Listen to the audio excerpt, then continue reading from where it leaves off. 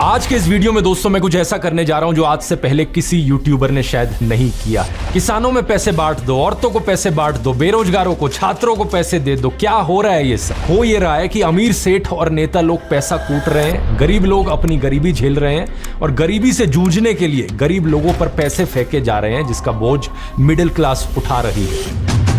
मैं महाराष्ट्र की इन सभी 6 पॉलिटिकल पार्टीज को खुला चैलेंज देना चाहूंगा। हम इस YouTube चैनल पर 25 मिलियन से ज्यादा लोग हैं, 2.5 करोड़ से ज्यादा लोग। हम अगर साथ में मिलकर एक्शन ले तो हमारे अंदर ताकत है सरकार हिलाने की, सत्ता पलटने की, जनता का हिसाब मांगने की।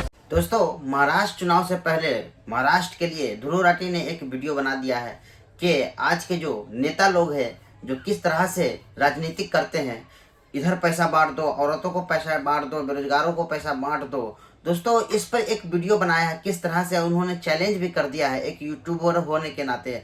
आपकी स्क्रीन पे ये वीडियो चला रहा हूँ दोस्तों, पूरा डिटेल से निकाल करके ध्रुव राठी ने महाराष्ट्र चुनाव से पहले एक वीडियो ठोक दिया है। और दोस्तों, पॉलिटिकल पार्टी को चैलेंज भी दिया गया है ध्रुव राठी के थ्रू, पॉलिटिकल पार्टी को चैलेंज भी मिला।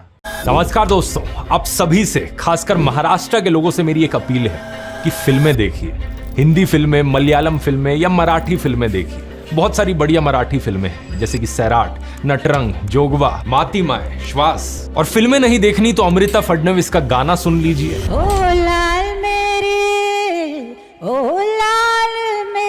हाँ। या फिर अमृता खानविलकर का लावनी डांस देख लीजिए। मेरी अपील है कि आप अपनी एंटरटेनमेंट में कोई कमी ना रहने दें, ताकि आप राजनीति में एंटरटेनमेंट ढूंढना बंद करें। क्योंकि बात क्या है ना दोस्तों, अगर आप महाराष्ट्र की राजनीति में एंटरटेनमेंट ढूंढने लगोगे तो आपको एक्चुअली में बहुत एंटरटेनमेंट मिलेगा। एक तरफ है महायुति अलायंस, जिसमें मुख्य पार्टनर्स हैं बीजेपी, एकनाथ शिंदे की शिवसेना और अजित पवार वाली एनसीपी। दूसरी तरफ है महाविकास अघाड़ी गठबंधन, जिसमें मुख्य पार्टनर्स हैं कांग्रेस, उद्धव ठाकरे की शिवसेना और शरद पवार की एनसीपी। इन 6 मेन पार्टीज के अलावा कई और छोटी पार्टीज भी हैं जिनके स्टेक्स रिलेटिवली कम है, लेकिन वो भी अपनी लड़ाई लड़ रहे हैं। दोनों अलायंसेस को मिलाकर करीब 50 नेता बागी हो चुके हैं, यानी अपनी पार्टी बदल चुके हैं। एक्चुअली क्या है ना, इन बेचारों की आइडियोलॉजी का मिसमैच हो गया था। अपनी आइडियोलॉजी को लेकर इनमें इतनी ज्यादा कमिटमेंट भरी हुई है जितनी पूकी बाबा में साइंस भरी हुई है। बिस्किट का मतलब क्या है? विस्की किट, जहर की किट। जो नेता बागी नहीं हुए हैं उनकी अपनी अलायंस के अंदर खटपट चल रही है और दोनों अलायंसेस के बीच में अपनी चुनावी फाइट तो है ही। कुल मिलाकर महाराष्ट्र की पॉलिटिक्स ने बिग बॉस को फेल कर रखा है। लेकिन जैसा मैंने कहा था, बिग बॉस टाइप एंटरटेनमेंट आपके दिमाग के लिए हानिकारक है, वैसे ही ये महाराष्ट्र की पॉलिटिक्स में एंटरटेनमेंट जनता के लिए हानिकारक है। अमित शाह थे, गौतम अडानी थे, प्रफुल्ल पटेल थे। जागरूक पालक सुदृढ बालक, आरोग्याची वारी पंढरीच्या वारी। बैक टू एनसीपी का, मैं एनसीपी में, मैं 99 से एनसीपी में हूँ, आज भी मैं एनसीपी सपोर्ट टू बीजेपी। तो पक्ष म्हणतोय तुम्हाला की धर्म बचाव, धर्म धोके में है।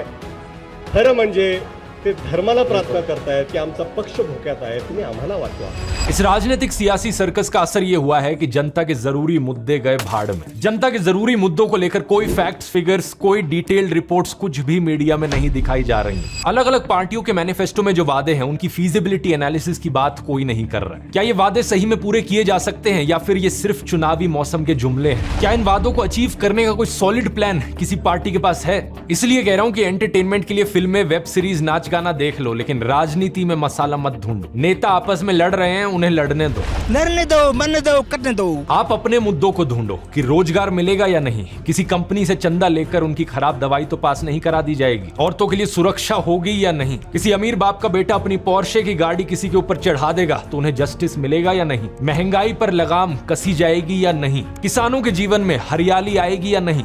आज के इस वीडियो में दोस्तों मैं कुछ ऐसा करने जा रहा हूं जो आज से पहले किसी यूट्यूबर ने शायद नहीं किया है। जनता के मुद्दे तो मैंने बहुत उठाए हैं, उनके सॉल्यूशंस की भी बहुत बात करी, लेकिन अब मैं चाहता हूं ग्राउंड लेवल पर चेंज देखना। और इसीलिए इस वीडियो में मैं महाराष्ट्र की इन सभी 6 पॉलिटिकल पार्टीज को खुला चैलेंज देना चाहूंगा। हम इस YouTube चैनल पर 25 मिलियन से ज्यादा लोग हैं, 2.5 करोड़ से ज्यादा लोग। हम अगर साथ में मिलकर एक्शन ले तो हमारे अंदर ताकत है सरकार हिलाने की, सत्ता पलटने की, जनता का हिसाब मांगने की, और साथ ही साथ हमारे अंदर ताकत है देश को सही मायनों में ऊपर ले जाने की। इसलिए आज के इस वीडियो में दोस्तों मैं छत्रपति शिवाजी महाराज के उसूलों पर आधारित मिशन स्वराज का ऐलान करना चाहूंगा। जो भी पॉलिटिकल पार्टी इस मिशन को स्वीकार करेगी हम उन्हें हाईलाइट करेंगे एग्जैक्टली क्या वो सॉल्यूशंस हैं जिनको इंप्लीमेंट किया जाना चाहिए महाराष्ट्र में सही मायनों में डेवलपमेंट देखने के लिए, जनता का विकास होते हुए देखने के लिए। आइए डिटेल में समझते हैं और फिर काम पर लग जाते हैं इस सपने को हकीकत बनाने के लिए।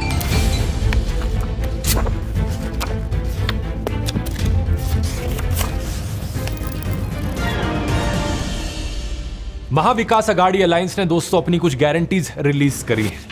महिलाओं को ये प्रॉमिस करते हैं हर महीने 3,000 रुपए देंगे, अनएम्प्लॉयड यूथ को 4,000 रुपए पर महीना देंगे। सुनने में बड़ा इंटरेस्टिंग लगता है, लेकिन अब दूसरी तरफ देखो, बीजेपी की महायुति अलायंस ने भी ऐसी ही कुछ गारंटीज दी हैं। लाडली बहन योजना के तहत महिलाओं को ये 1,500 रुपए की जगह 2,100 रुपए देंगे। सीनियर सिटीजन के लिए पेंशन 1,500 से बढ़ाकर 2,100 रुपए कर दी जाएगी। 1 लाख छात्रों को महीने 10,000 रुपए दिए जाएंगे। किसानों को 1,250 रुपए दिए जाएंगे हर महीने। बेसिकली दोनों ही अलायंसेस फेंक कर पैसे बांट रही है जनता में। कल्पना चावला ने तो अंतरिक्ष तक उड़ान भरी थी, लेकिन नेताओं की कल्पना दाल चावल से ऊपर तक नहीं उठ रही है। इन सब नेताओं को लगता है कि गरीब लोग हैं, इन्हें कुछ रुपए फेंक दो, दाल चावल खा लेंगे और बस हो गया इनका। कभी सोचकर देखा ये सब पैसे आते कहां से हैं? लेकिन ये सब सरकारी पैसा है जो आता है टैक्स से। वही टैक्स जिसको देते हुए मिडिल क्लास लोगों की कमर टूट जाती है। बुरी खबर यह है कि मिडिल क्लास का साइज कम होता जा रहा है। सरकारी टैक्स डेटा भी यही चीज क्लियरली दिखाता है। इसकी वजह से डिमांड पर एक बहुत बुरा असर पड़ रहा है। Federation of automobile dealers association ने अगस्त के महीने में एडमिट किया कि फैक्ट्रियों और डीलरशिप्स पर 73,000 करोड़ की इन्वेंट्री इकट्ठी हो रखी है। मिनिस्ट्री ऑफ फाइनेंस के लेटेस्ट मंथली रिव्यू में भी इस बात को एक्नॉलेज किया गया कि कंज्यूमर डिमांड कम हो रही है। ऑटोमोबाइल सेल्स और हाउसिंग सेल्स में तो कमी दिख ही रही है, लेकिन हर रोज के फास्ट मूविंग कंज्यूमर गुड्स की बिक्री भी इस स्लो डाउन से बच नहीं पा रही है। एफएमसीजी की वॉल्यूम ग्रोथ देखो, पिछले साल के सितंबर क्वार्टर में अर्बन ग्रोथ 10.2% पर थी, इस बार 2.8% पर आ गई है। और ये चीज हम जानते हैं कि मिडिल क्लास की एक बड़ी परसेंटेज शहरों में रहती है, तो मिडिल क्लास लोगों के लिए पहली चीज तो नौकरी मिलना मुश्किल हो गया है। आईएलओ की इंडिया अनएम्प्लॉयमेंट रिपोर्ट 2023 ने बताया कि 2022 में महाराष्ट्र के पढ़े लिखे लोगों में बेरोजगारी 15% पर पहुंच चुकी है। अगर रोजगार मिलता भी है तो तनख्वाह बहुत कम होती है, और अगर तनख्वाह कुछ ठीक ठाक हो भी जाती है तो टैक्स का बोझ आ जाता है। डायरेक्ट टैक्स के अलावा इनडायरेक्ट टैक्स का भी बोझ होता है जो महंगाई का रूप ले लेता है। जब सर्वाइवल इतना मुश्किल हो रहा है तो बेचारे मिडिल क्लास युवा चिल कैसे करें? पीस पुलाव 95, दाल मखनी 56, पनीर पकौड़े 45, टोटल 356, टैक्स लगा के 403। टैक्स किस बात का? खाने पे भी टैक्स?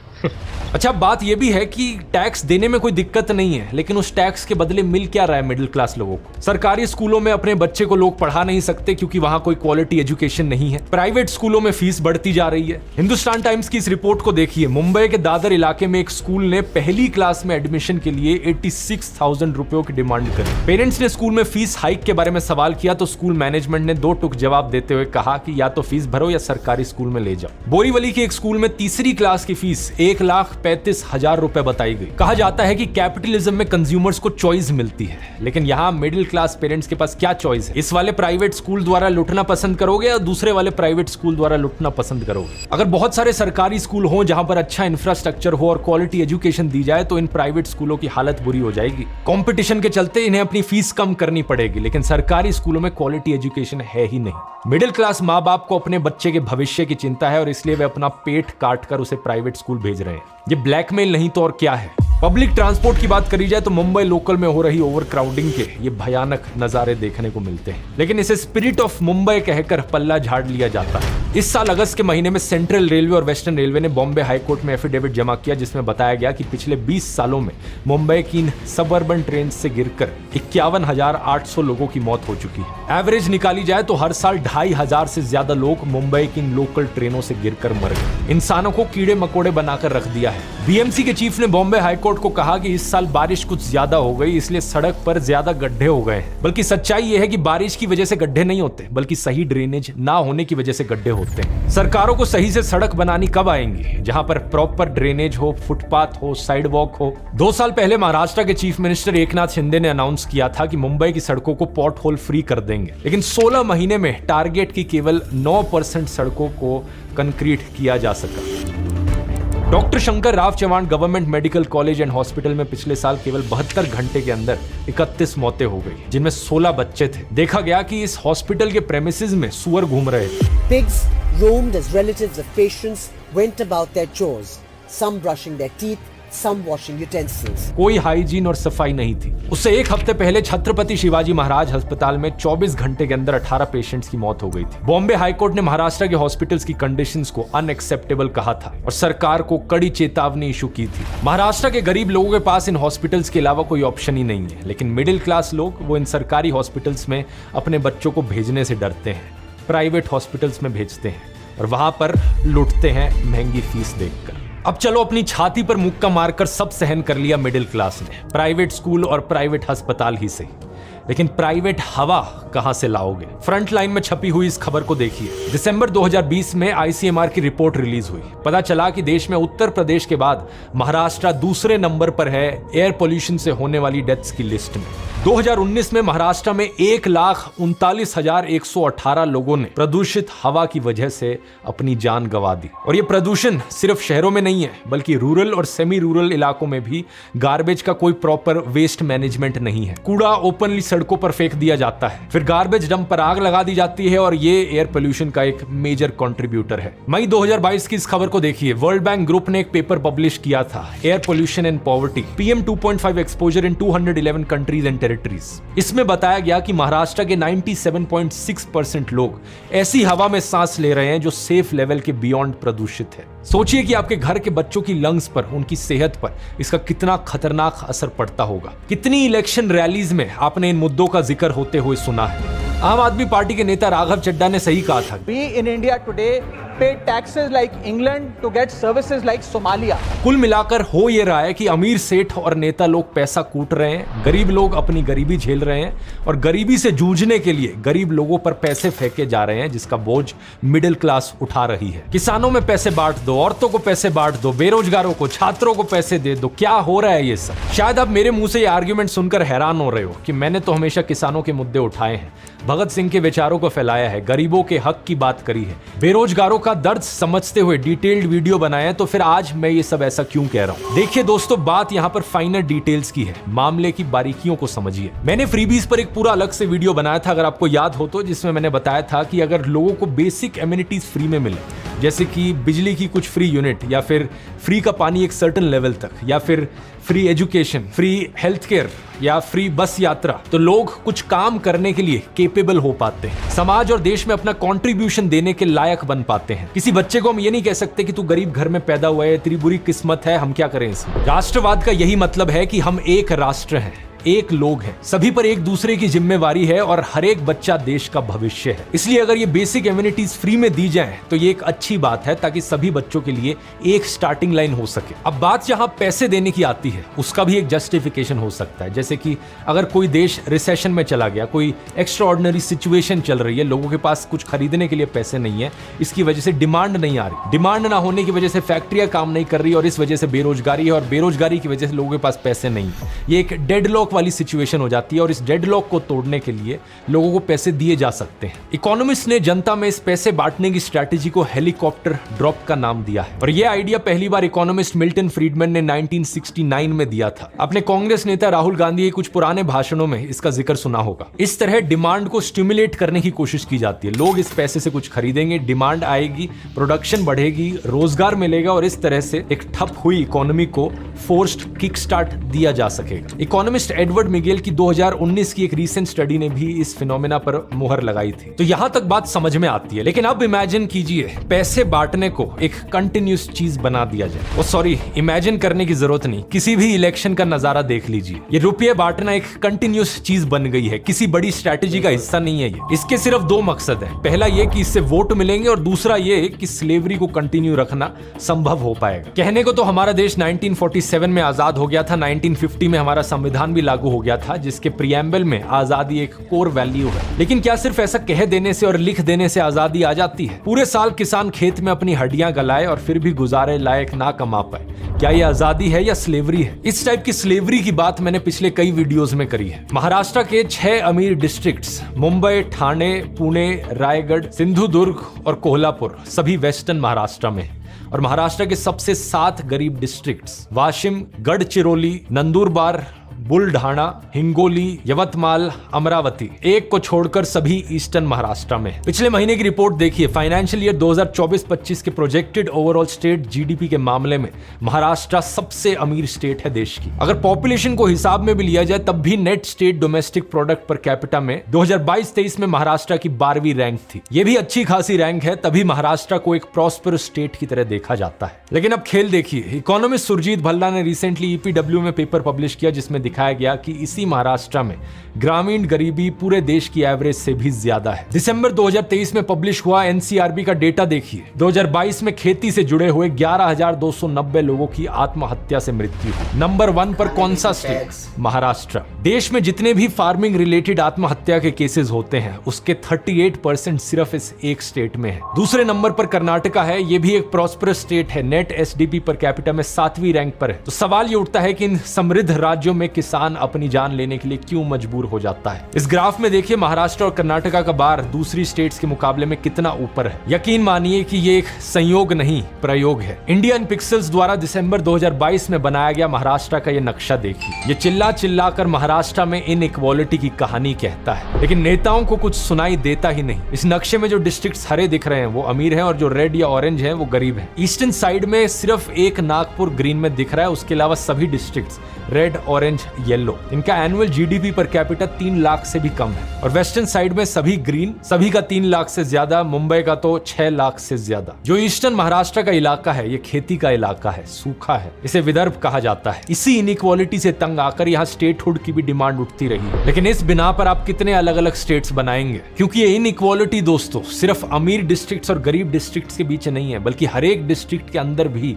इनइक्वालिटी है। यहाँ तो गांव की बात हो रही थी, शहरों में तो इनइक्वालिटी और भी ज्यादा है। इस साल अगस्त के महीने में मुंबई ने बीजिंग को पीछे छोड़ दिया बिलियनियर्स की संख्या के मामले में। एक शहर में 92 बिलियनियर्स हैं। एशिया में सबसे ज्यादा बिलियनियर्स मुंबई में है और इसी मुंबई में एशिया का सबसे बड़ा झुग्गी वाला एरिया भी है, धारावी। रेडिट पर एक यूजर ने फोटो डाली थी जो वायरल हो गई। एक तरफ ऊंची इमारतें और वहीं पर चौल। ये देखकर जावेद अख्तर का एक शेर याद आता है, ऊंची इमारतों से मकान मेरा घिर गया, कुछ लोग मेरे हिस्से का सूरज भी खा गया। चाहे फैक्ट्रियों के इनफॉर्मल लेबरर्स हों या कॉर्पोरेट कंपनीज में टॉक्सिक वर्क कल्चर झेल रहे फॉर्मल सेक्टर एम्प्लॉयज हों, शहर के मजदूर भी स्लेवरी में फंसे हुए हैं, वैसी ही स्लेवरी जैसे किसान झेल रहे हैं। किसानों को महीने का 1250 रुपए देकर आप कौन सा तीर मार लेंगे? क्या वाकई ये किसान का सम्मान है या अपमान? महीने का 1250 रुपए यानी साल का 15,000 रुपए होता है। ये सम्मान नहीं है, ये किसानों की गुलामी का दाम है। सम्मान तो ये होगा कि हर एक किसान साल का 15 लाख रुपए कमाए।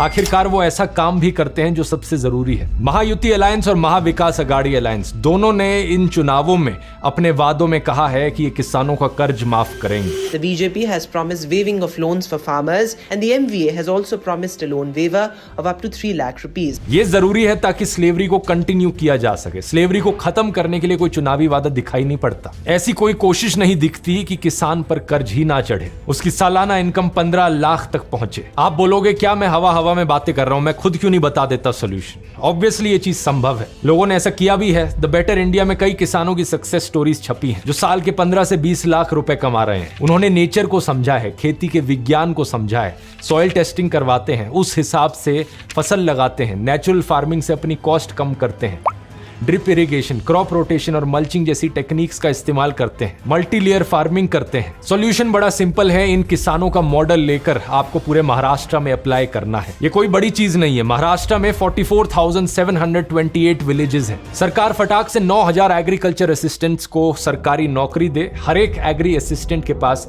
5 विलेजेस होंगे जहां उसे जाकर किसानों को ये सब बताना है, सिखाना है और करवाना है। सूखे की अगर समस्या आएगी, ड्राउट आएगा, तो उसके लिए भी डाउन टू अर्थ पोर्टल पर एक केस स्टडी छपी है। महाराष्ट्र का ही एक गांव है हिवड़े बाजार, बहुत गरीब गांव था, सूखे की समस्या थी, लोग गांव छोड़कर जा रहे थे और फिर पोपटराव पवार गांव के सरपंच बने। Rain water harvesting, water conservation और अपनी स्मार्ट थिंकिंग से गांव की पूरी तकदीर बदल दी। ना पीने को पानी, ना स्वास्थ्य की सुविधा, बहुत सारी परेशानी करके लोग गाँव छोड़ के शहर जा रहे थे। पहला काम हमने ये किया कि वाटर शेड का काम किया। अब ये गांव देश के सबसे प्रॉस्परस गांव में से एक है।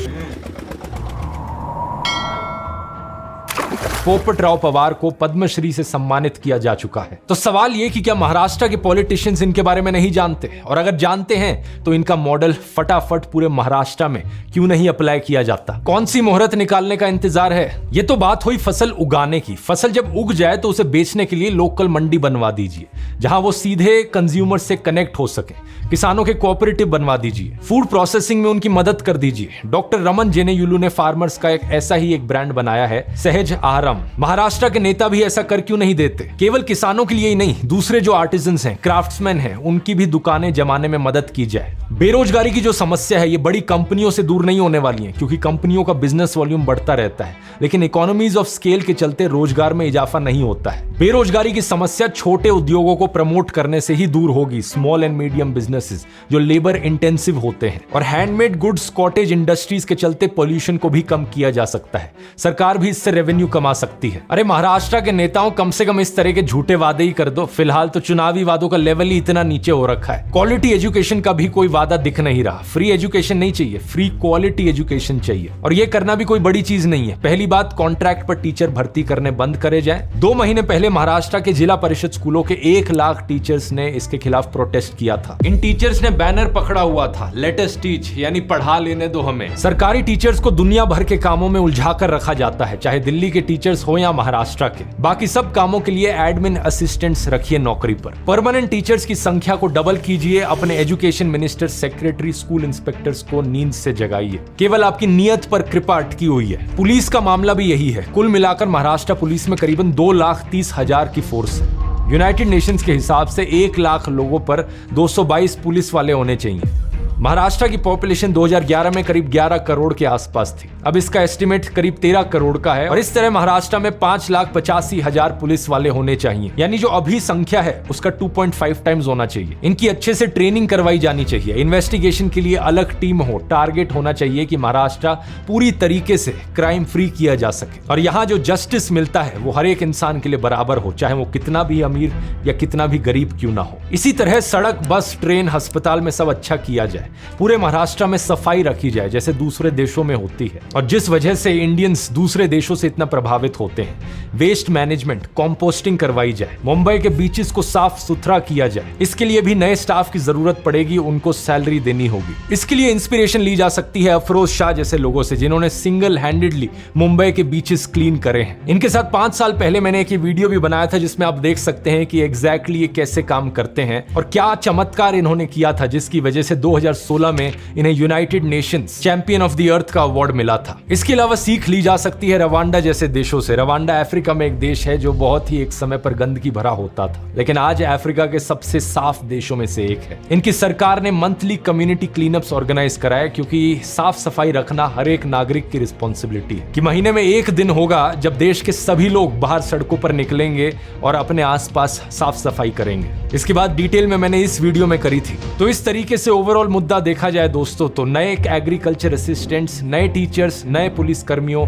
नए हॉस्पिटल स्टाफ, नए सफाई कर्मचारियों को सैलरी देना कहीं ज्यादा बेहतर है, बजाय कि ऐसे ही रुपए बांट दिए जाए लोगों में। ये सारे सॉल्यूशंस इंप्लीमेंट करने से किसानों की आय बढ़ेगी, इनफॉर्मल सेक्टर में बिजनेस कहीं ज्यादा बढ़ेंगे, इकोनॉमी बढ़ेगी, टैक्स बढ़ेगा, रोजगार की समस्या का समाधान होगा। ये सब करना बिल्कुल पॉसिबल है अगर नेता क्रॉनी कैपिटलिज्म के मॉडल से बाहर निकलकर, ये चंदे धंधे के मॉडल से बाहर निकलकर अपने देश के लोगों को देख सकें, उनका दर्द समझ सकें। आज से करीब 400 साल पहले दोस्तों छत्रपति शिवाजी महाराज ने स्वराज का सपना देखा था। स्वराज जो लोकल कम्युनिटीज को एम्पावर करने की बात करता था और लोकल विलेज लेवल पर गवर्नेंस की बात करता था। स्वराज जहां धर्म के आधार पर, जात के आधार पर और अमीर गरीब के बीच कोई भेदभाव ना हो। एक ऐसा राज्य जहां हर किसी को ऊपर उठने का मौका मिले, साफ हवा हो, साफ पानी, और जहां सभी के लिए कानून व्यवस्था एक बराबर हो। इसीलिए छत्रपति शिवाजी महाराज के सपनों पर आधारित मैंने इस मिशन का नाम रखा है मिशन स्वराज। महाराष्ट्र को एक ऐसा राज्य बनाया जाए जिसका सपना छत्रपति शिवाजी महाराज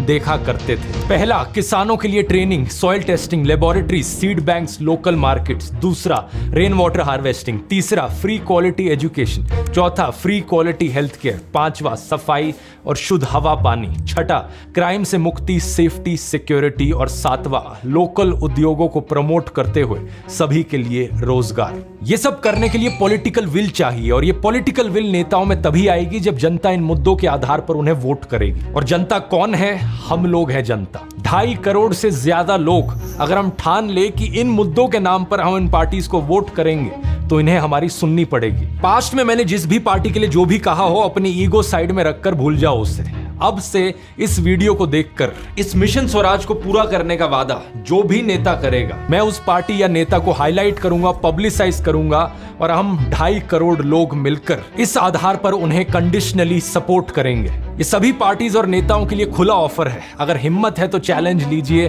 और ऑफर का फायदा उठाइए। हाँ, लेकिन एक चीज जरूर है, अगर आपकी पार्टी जीत गई इलेक्शंस में तो इन सारे सॉल्यूशंस को इंप्लीमेंट करने का भी हिसाब आपसे मांगा जाएगा। मुझसे जितनी मदद चाहिए मैं पूरी कोशिश करूंगा इन सॉल्यूशंस को इंप्लीमेंट करवाने में आपकी। आप लोगों से मेरी एक रिक्वेस्ट है दोस्तों, इस वीडियो को जितना हो सके उतना शेयर कीजिए। मिशन स्वराज का ये संदेश महाराष्ट्र के कोने कोने तक पहुंचाना है। हर एक इंसान 10 और लोगों तक पहुंचे, और अगर आपके महाराष्ट्र में कोई दोस्त रहते हैं, परिवार के लोग रहते हैं, तो जरूर उनको कांटेक्ट करना। हम 2.5 करोड़ लोग हैं, महाराष्ट्र के 13 करोड़ लोगों तक पहुंचने में ज्यादा समय नहीं लगेगा। आइए दिखाते हैं दोस्तों जनता की ताकत, हमारा देश, हमारा लोकतंत्र, हमारी डिमांड।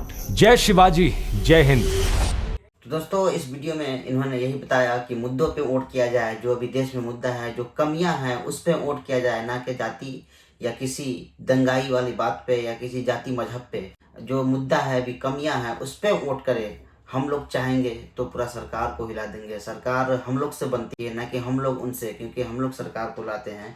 हम लोग के वोट से सरकार जीत करके आती है, अपनी सरकार बनाती है हम लोग के वोट से। तो हम लोग चाहेंगे जो देश में कमियां हैं, जो देश में, जो स्टेट में कमियां हैं, जो मुद्दों पे बात करता हो, जो फैक्ट की बात करता हो, उसका साथ दे, ना कि जो भड़काऊ भाषण देता हो, जो दंगों की बात करता हो, जो एक तरफा खाली हिंदू मुस्लिम लड़ाने की बात करता हो। ऐसे सरकार को ना चुने, ऐसे लोगों को वोट ना दे, इनका ये कहना है। और ये फैक्ट की बात करें, जो किसानों को देखता हो, जो गरीबों को देखता हो, जो देश के लिए, स्टेट के लिए सोचता हो, ऐसे लोगों को वोट दे। इसका साथ ध्रुव राठी भी देंगे। और इन्होंने कहा है कि इस वीडियो को इतना शेयर करो कि हर लोग तक पहुँचे, इसलिए वीडियो बनाना जरूरी था। बहुत बहुत शुक्रिया दोस्तों वीडियो देखने के लिए।